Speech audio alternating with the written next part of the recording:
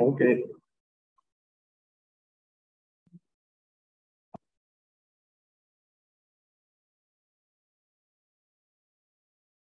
Bonjour. Le cours de ce jour va porter sur les documents et registres du système de management de la qualité au laboratoire. Après un premier chapitre de généralité, nous aborderons la typologie des documents, ensuite les termes et définitions, puis la hiérarchie des documents, les directives, la gestion des documents, avant de conclure par un résumé et des messages clés. Les objectifs de cet enseignement sont les suivants. Expliquer la différence entre documents et registres, décrire la hiérarchie des documents et le rôle de chacun des niveaux, décrire le contenu devant être intégré dans une procédure opératoire standardisée, expliquer les étapes importantes et les éléments d'un système de gestion documentaire au laboratoire, ébaucher le contenu d'un manuel qualité, décrire les méthodes et les outils nécessaires pour conserver correctement les documents et les registres. Le scénario qu'on pourrait proposer, c'est que vous trouvez certaines informations sur un bureau et parmi ces informations, pouvoir déterminer lesquels sont des documents et lesquels sont des enregistrements. Nous verrons la réponse à la fin de cet enseignement. Les documents et registres sont un élément important du système de gestion de la qualité au laboratoire puisqu'ils vont contenir l'information qui est nécessaire à l'activité du laboratoire, mais aussi à toutes les relations entre le laboratoire et ses clients. La mise en place d'un système documentaire va nécessiter la rédaction, la gestion et la maîtrise des documents. Et c'est donc l'ensemble des documents utilisés au niveau du laboratoire qui constitue le système documentaire.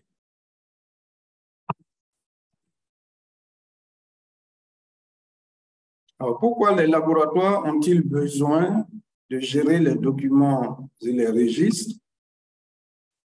Tout d'abord, c'est pour sauvegarder le savoir-faire dont ils disposent, pour garantir la sécurité des résultats, mais aussi pour travailler plus vite avec des méthodes qui sont déjà éprouvées. Puisque, comme on le sait, l'information est le principal produit du laboratoire, en ce sens que le résultat qui va sortir du laboratoire contient un certain nombre d'informations qui sont attendues par les patients ou, disons, par les clients du laboratoire et qui ont donc une importance pour la prise de décision médicale.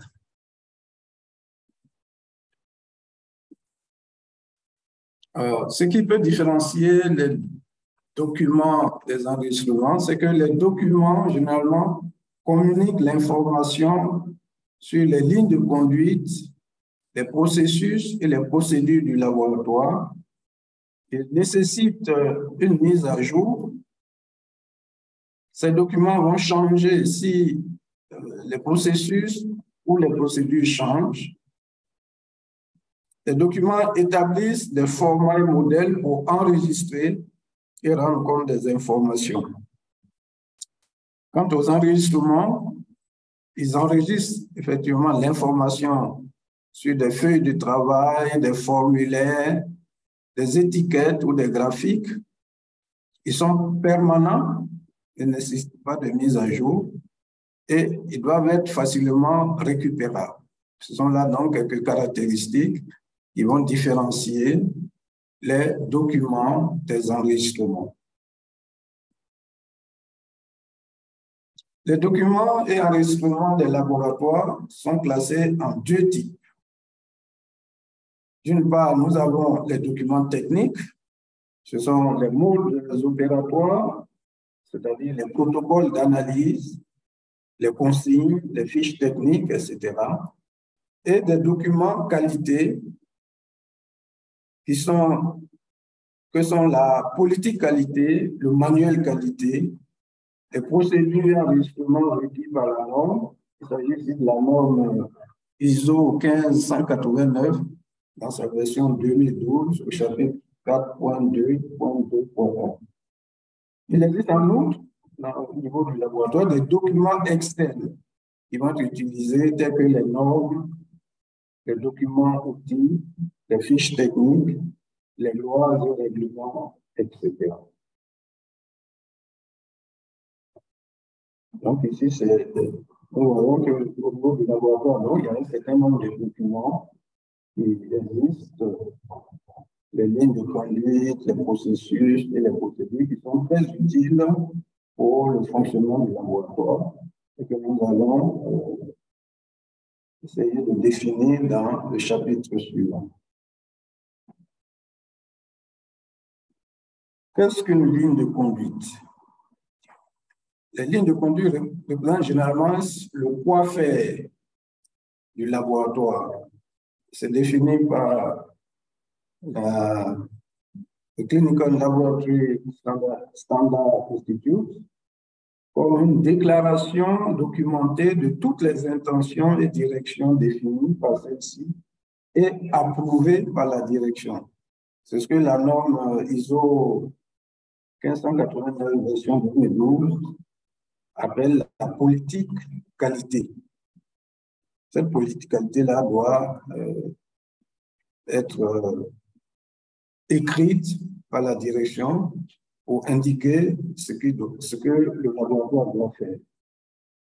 Ces lignes de conduite disent quoi faire de manière générale. Elles comprennent une déclaration sur les missions, les objectifs et les buts de l'organisation, elles servent de cadre pour le système qualité et devraient toujours être mentionnées dans le manuel qualité. Il existe des lignes de conduite nationales, mais aussi pour chaque laboratoire. Il existe des lignes de conduite pour chaque laboratoire.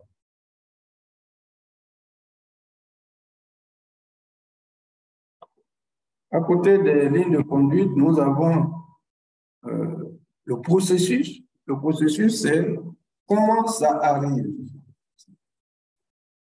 La norme ISO 9000, dans sa version 2015, définit le processus comme un ensemble d'activités corrélées ou interactives qui transforment des éléments d'entrée en éléments de sortie. Exemple d'éléments d'entrée, une demande d'analyse, un échantillon qui arrive au laboratoire est un élément d'entrée et l'élément de sortie de cette demande va être l'ensemble des données du laboratoire, le compte rendu qui va être délivré à la fin de toutes les manipulations techniques. Donc ça, c'est l'élément de sortie. Ces processus vont donc décrire les étapes impliquées pour mettre en œuvre les lignes de conduite. Généralement, ils sont représentés par des diagrammes de flux et ils impliquent une série d'étapes survenant au cours du temps. Quant aux procédures, elles représentent le comment faire l'activité. Donc, les procédures correspondent aux activités spécifiques d'un processus, comme définit la norme ISO 9000, version 2015. Dans le comment faire les procédures, nous avons essentiellement les procédures opératoires standardisées, abrégées POS, qui sont les instructions, étape par étape, pour réaliser une seule activité. Et nous verrons plus loin comment réaliser ces procédures opératoires standardisées. Voilà. À côté de ces procédures, nous avons les aides-mémoires, qui sont des versions abrégées d'une procédure opératoire standardisée, mais qui ne remplacent pas la procédure opératoire standardisée. Ainsi, au niveau des documents de laboratoire, une certaine hiérarchie existe. Nous avons l'image de l'arbre qui montre qu'au niveau du laboratoire, en ce qui concerne les documents, les lignes de conduite constituent la racine du laboratoire, c'est le quoi faire. Le tronc est représenté par les processus, comment cela arrive, et les feuilles, les branches représentent les procédures, comment le faire, puisqu'il y a beaucoup de procédures dans un laboratoire.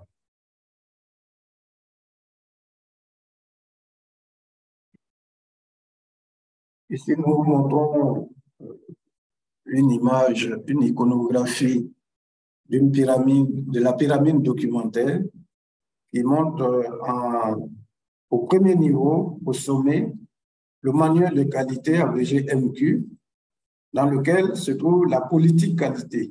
Donc, ce sont les documents qui sont au plus haut niveau. Et puis ensuite, on a les différentes procédures, les instructions de travail et le mode opératoire, les formulaires et enregistrements.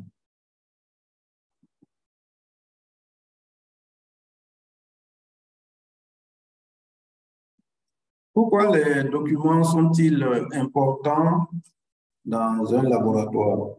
Les documents sont essentiels pour le laboratoire. Les documents essentiels pour le laboratoire sont le manuel qualité, qui est le cadre de conception et de mise en œuvre du système, les procédures opératoires standardisées et les matériels de référence qui sont dans lesquels on trouve les informations scientifiques et cliniques sur les maladies, les méthodes de laboratoire, les procédures, etc. Et ces documents importants sont requis par les standards et normes pour l'évaluation. Donc, si un laboratoire veut s'engager dans une démarche qualité ou une accréditation, il est obligé d'avoir ces différents documents. En fait, l'intérêt de ces documents, c'est que les documents sont les communicants du système de gestion de la qualité. Il faut forcément écrire puisque les instructions verbales sont souvent pas entendues, mal comprises, vite oubliées ou difficiles à suivre. Les documents sont donc le reflet de l'organisation du laboratoire et de sa gestion de la qualité. En effet, une bonne règle à suivre pour la gestion de la qualité au niveau du laboratoire, c'est qu'il faut faire ce qu'on écrit et écrire tout ce qu'on fait. C'est la règle principale de la gestion de qualité au niveau du laboratoire.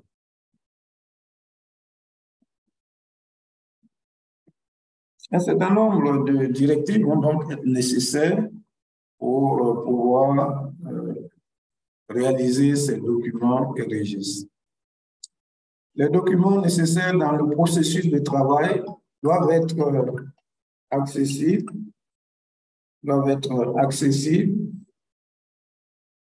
à tout le personnel sur le site du travail.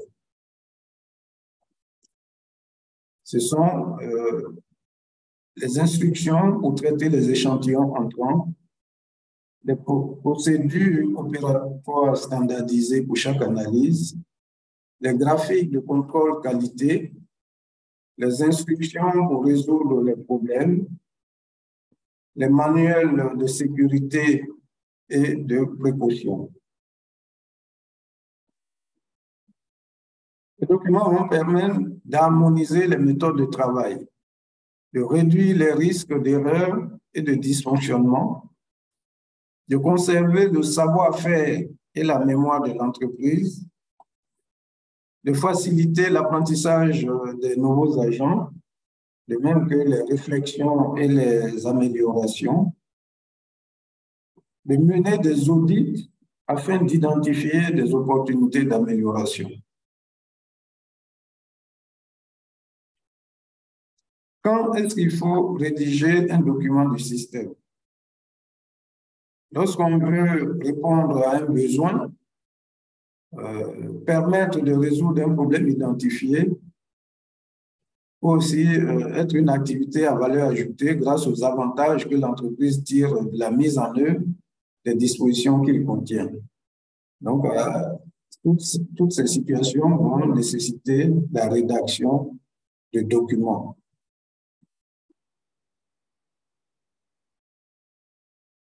Que faut-il rédiger? Il faut consigner par écrit les documents exigés par le référentiel, les informations importantes pour le laboratoire, les informations pour lesquelles l'absence de documents peut nuire au bon fonctionnement du laboratoire pour atteindre ses objectifs. Les documents importants à rédiger sont représentés en tout premier lieu par le manuel qualité. C'est un document qui va décrire le système de gestion de la qualité d'une organisation. Il communique clairement l'information. Il va servir de cadre pour répondre aux exigences du système qualité et il transmet l'engagement de la direction vis-à-vis du système de gestion de la qualité.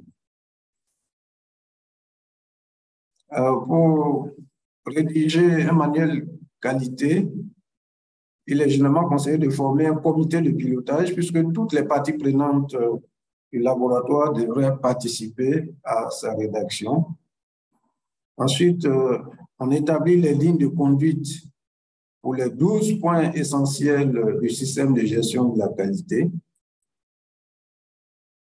On décrit comment les processus se déroulent ou arrivent et on fait référence aux procédures puisqu'il y a de très nombreuses procédures qui ne peuvent pas toutes apparaître dans le manuel qualité.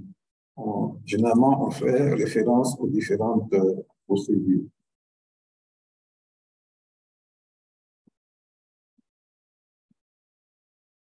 Donc, il existe des points clés qui doivent être dans le manuel de qualité.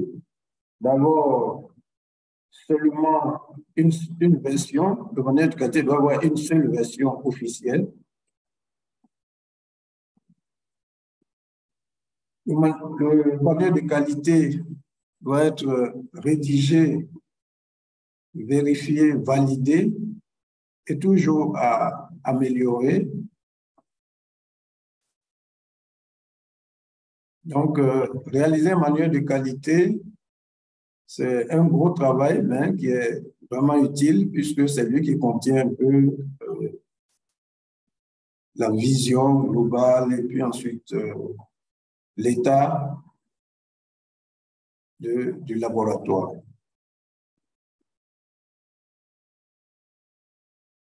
Il faut aussi rédiger les procédures opératoires standardisées, POS, qui décrivent comment réaliser une analyse en utilisant des instructions étape par étape. Les procédures standardisées écrites aident à assurer la cohérence au niveau du laboratoire, l'exactitude de tout ce qui s'y déroule et aussi la qualité de ce qui se fait au laboratoire. Une bonne procédure opératoire standardisée doit être détaillée, claire et concise. Elle doit être facilement compréhensible par le nouveau personnel, revue et approuvée par la direction du laboratoire et mise à jour régulièrement. Voilà donc les caractéristiques fondamentales d'une bonne procédure opératoire standardisée. Cette procédure opératoire standardisée va avoir certaines règles qui vont lui être appliquées dans sa rédaction. Alors, généralement, en tête de la première page, on va utiliser en haut de la page, on va mettre le département, enfin, le lieu où se déroule la procédure. Ensuite, la section. Ici, nous voyons manuel de culture pour les voies respiratoires. Le numéro de la ligne de conduite. Ce numéro est déterminé par chaque laboratoire, en ce sens que la façon de donner ce numéro de ligne de conduite dépend de chaque laboratoire. En fait, chaque laboratoire codifie sa manière de donner les numéros des différentes lignes de conduite ou procédures. Ensuite, pour que apparaisse le titre du sujet, dans cet exemple, nous avons les crachats qui vont être analysés, incluant les tubages trachéaux et les spécimens de trachéotomie.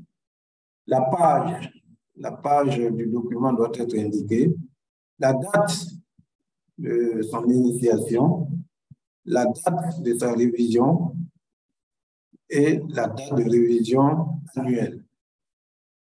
Et un élément important, c'est l'approbation.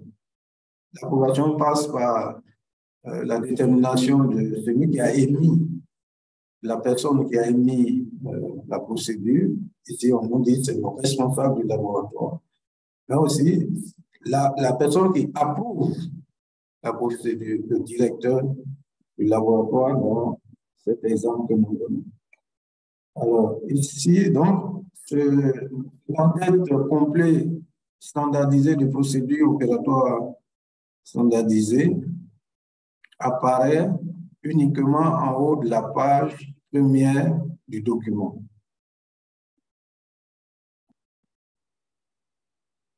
Ensuite, on fera un en-tête standardisé réduit, la procédure opératoire standardisée, pour les autres pages des procédures, et donc ils vont être utilisés en haut de toutes les autres pages de la procédure. Ici apparaît essentiellement le département, la ligne de conduite et le manuel de procédure, c'est-à-dire les documents concernés, le numéro de la ligne de conduite, les pages et l'examen effectué.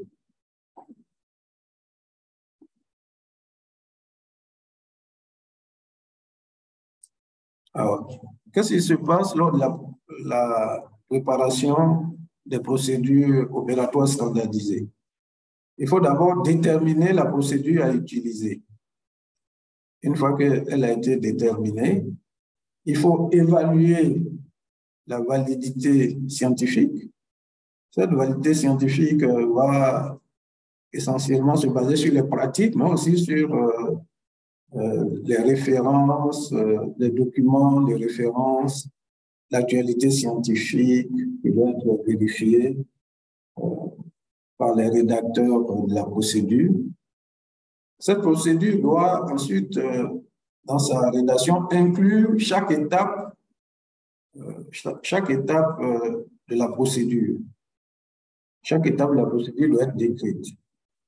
Rassembler tous les documents, établir les moyens de mise à jour et donc permettre que régulièrement la procédure soit révisée et adaptée à la réalité scientifique du moment. Ainsi, pour établir des procédures opératoires standardisées, il faut généralement le titre,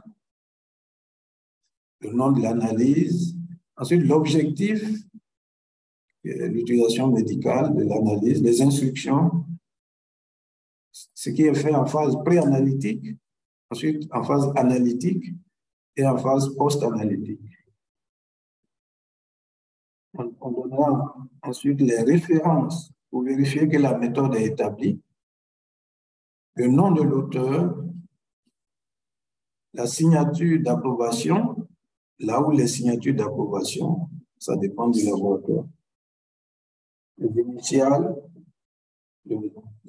celui qui a bout, et la date de la rédaction de la procédure, de l'approbation de la procédure opératoire standardisée.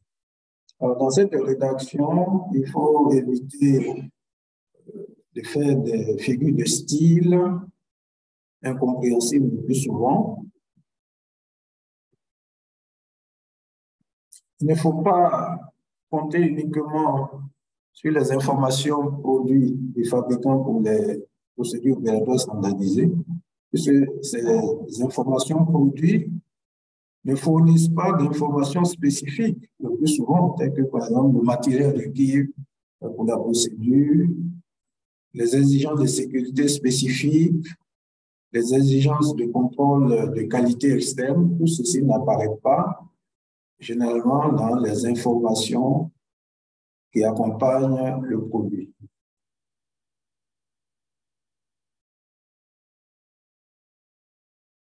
Alors ici, nous montrons un format standardisé de procédure opératoire standardisée avec les différents éléments dont nous avons parlé tout à l'heure. Il est important aussi que la version de la procédure apparaisse sur le document de la procédure. Ici, nous avons la version 1.0, c'est la première version. La référence au niveau du laboratoire, le chapitre concerné, le titre, la date d'application, la page, l'auteur et la personne qui valide, l'auteur, le vérificateur et la personne qui valide, et les services concernés par cette procédure. Enfin, s'il y a eu des modifications, tout ceci doit être signalé au niveau de la procédure. Ensuite, la procédure va être rédigée de façon claire et concise, avec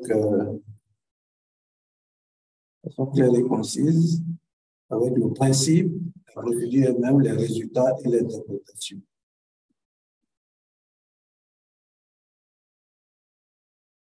Donc ici, dans ce cas-là, la mise à jour et le stockage des différentes versions vont être facilités par un tel format.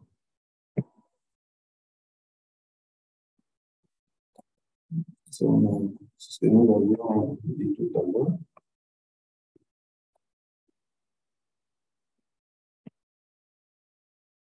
À côté des procédures opératoires standardisées, nous avons les aides-mémoires. Les aides-mémoires sont des versions abrégées des procédures opératoires standardisées. Ils sont manuscrits ou imprimés. Ils doivent être dans un emplacement visible près des lieux d'analyse. Ces aides-mémoires-là sont un outil qui est utile pour s'assurer que toutes les étapes ont été réalisées correctement. Voici un exemple d'aide-mémoire manuscrit. Un autre exemple qui est un résumé donc de la procédure par des dessins. Et si nous montrons une aide-mémoire affichée pendant que le technicien réalise la procédure.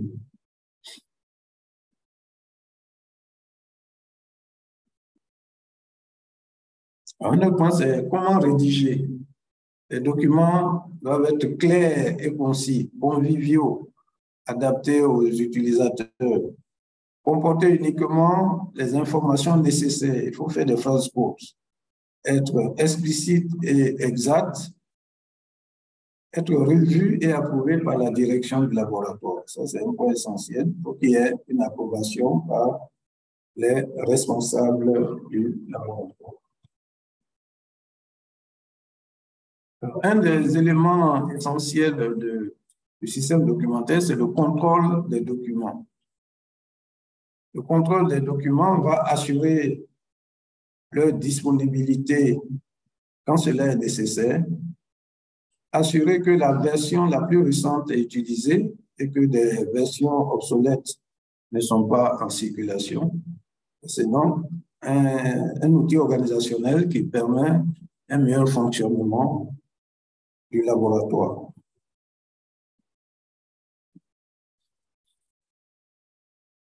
Pour réussir, pour réaliser un contrôle des documents, on a besoin d'un format ou modèle pour organiser un système de numérotation, un système de code, etc. Il faut aussi un processus d'approbation formelle, un plan de distribution et une procédure de mise à jour et de révision au niveau du laboratoire. L'inventaire officiel de tous les documents en circulation doit être fait et un processus pour s'assurer que les documents sont disponibles pour tous ceux qui en ont besoin doit être bien identifié, de même que les méthodes d'archivage des documents obsolètes.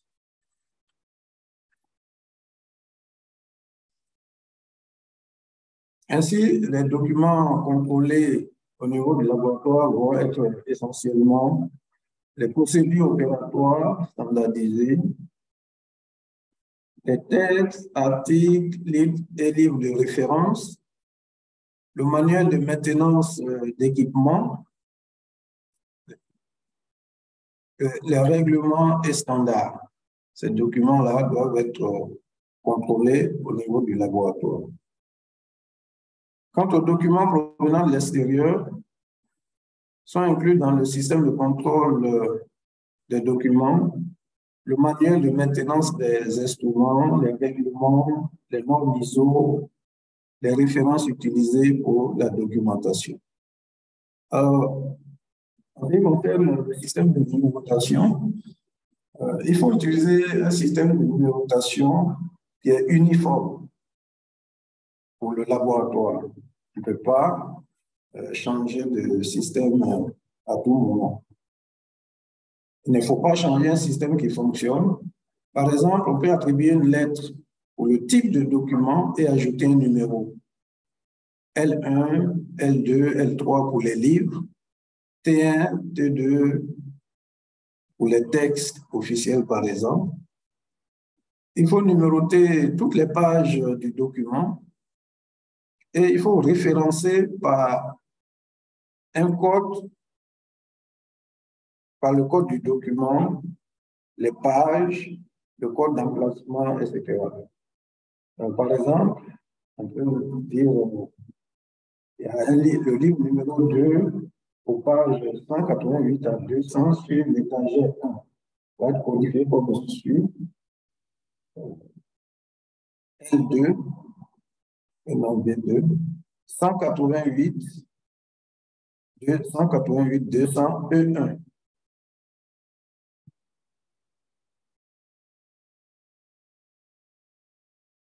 En ce qui concerne la préparation des documents et contrôle des processus, après la préparation du document, on réalise une revue des différents documents.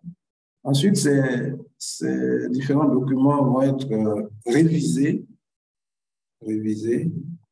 approuvés par les responsables du laboratoire et ensuite distribués à toutes les parties prenantes du laboratoire, tout le personnel. Essentiellement. Pour mettre en place le contrôle des documents, il faut recueillir tous les documents existants et les enregistrements, réviser et mettre à jour, déterminer les besoins supplémentaires, développer ou obtenir des exemples de documents, des formulaires, des feuilles de travail, des registres, des rapports, etc. et impliquer toutes les parties prenantes dans ce processus de contrôle des documents. Et il y a un certain nombre de problèmes que l'on rencontre souvent. C'est le problème des documents obsolètes, des documents en circulation qui sont obsolètes, l'existence de trop de documents distribués, la mise à jour trop difficile et l'insuffisance de contrôle des documents d'origine externe et interne, ce qui risque d'avoir un impact négatif sur le fonctionnement du laboratoire, surtout sur les procédures et activités techniques.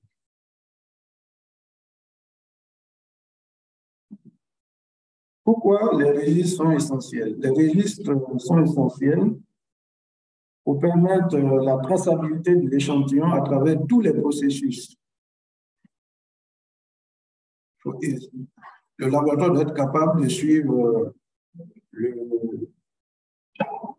l'échantillon depuis sa réception jusqu'à la sortie du compte rendu. Identifier les problèmes qui se posent au niveau du laboratoire. Parce que aussi, ces registres-là sont un outil de gestion au niveau du système de qualité et ils vont permettre le contrôle continu du système de gestion de la qualité au niveau du laboratoire.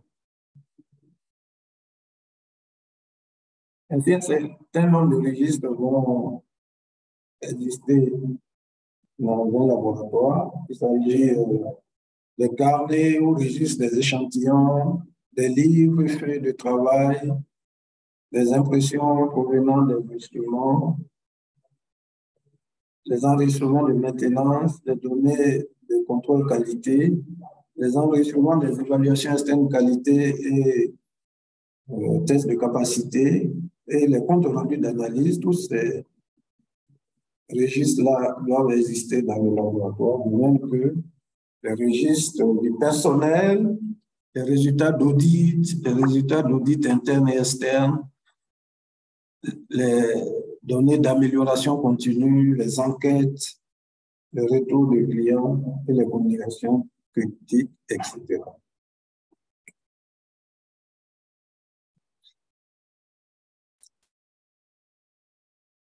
Alors, certains enregistrements peuvent être facilement oubliés et il faudra faire attention à cela. Les informations sur les échantillons rejetés, les échantillons transférés à notre laboratoire, les enregistrements des problèmes rencontrés, les registres d'inventaire et de stockage, les données sur l'achat d'équipements, la maintenance préventive et la résolution de problèmes. Tous ces enregistrements-là, souvent, sont oubliés au niveau de la gestion du laboratoire. Pendant la gestion des documents et registres, les formulaires de résultats selon la norme ISO 1589 devraient contenir un certain nombre d'informations allant de l'identification du test, du laboratoire, l'identification unique du patient, de sa localisation, le nom et l'adresse du prescripteur, les dates, heures et de prélèvement et de réception, la date de l'émission du compte rendu, son heure, de même que les types d'échantillons, les résultats rendus en unité du système international, etc. Et donc, il y a beaucoup d'informations qui sont requises par la norme ISO 1589 au niveau du contenu du formulaire de résultat.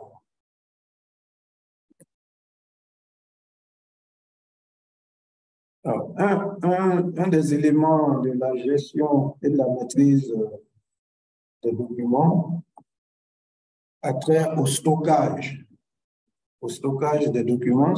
Ce stockage peut utiliser plusieurs moyens. D'abord, le système papier, pour lequel il faut évaluer la permanence.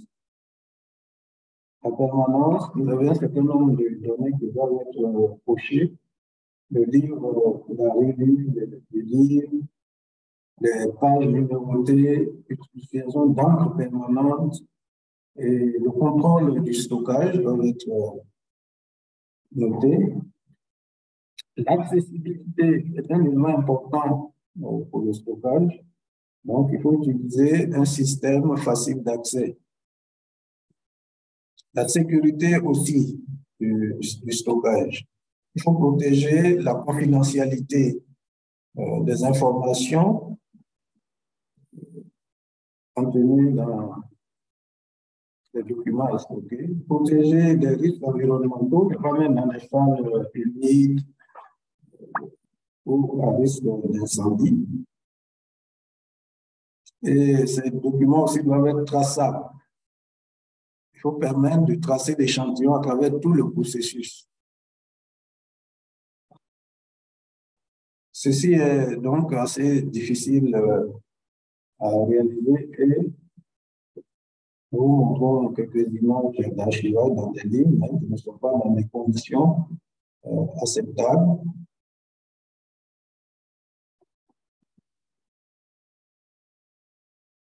Nous avons, à côté du système papier, des systèmes informatisés. Parce que les systèmes papier doivent généralement être mis dans des étagères ou des armoires. Les systèmes informatisés sont importants puisqu'ils permettent la permanence en assurant la maintenance du système, mais aussi, surtout, la sauvegarde des informations. La sauvegarde des informations est un élément important au niveau du système informatisé. Quand on sait aujourd'hui tous les risques de piratage il y a au niveau des laboratoires. La sécurité est aussi importante à prendre en compte pour les systèmes informatisés. L'accès doit être protégé par des codes. La confidentialité aussi doit être protégée. L'accès doit être limité à un certain nombre de personnes. Et aussi la traçabilité doit être garantie par le système informatique.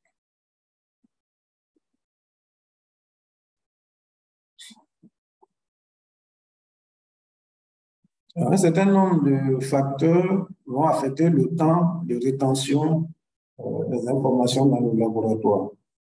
Il y a des règles, il y a des règles qui sont fixées soit par la législation nationale et les règlements pouvant permettre de garder des résultats ou des échantillons pendant un certain nombre d'années.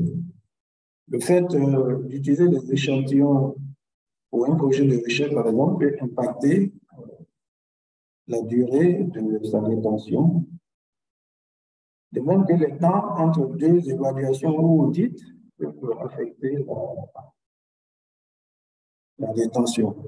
Enfin, la revue du processus d'analyse est un facteur qui affecte le temps de rétention.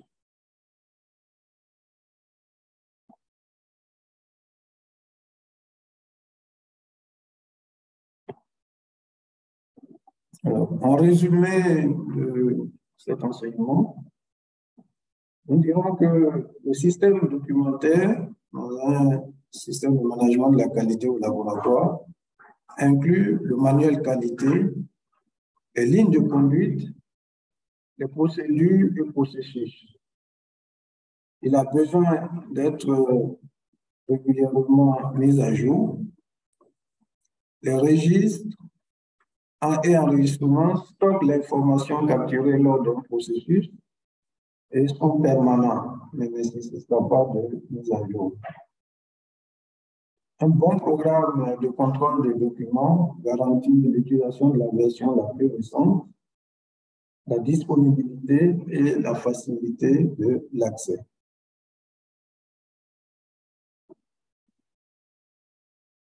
L'information est donc notre produit et les documents sont indispensables pour assurer l'exactitude et la cohérence au sein du laboratoire. Alors, si nous revenons à notre scénario du début du cours, où on avait listé un certain nombre d'informations pour choisir lesquels étaient des documents et lesquels étaient des enregistrements. Nous constatons que en jaune orangé, nous avons les documents qui sont par exemple l'algorithme d'analyse, le manuel de sécurité, les procédures opératoires, l'information des fabricants sont des documents, alors que les résumés des résultats d'une évaluation, les résultats d'analyse, le cahier de maintenance journalière enseigné, les fiches de stock et les livres de stock sont les enregistrements. Nous vous remercions.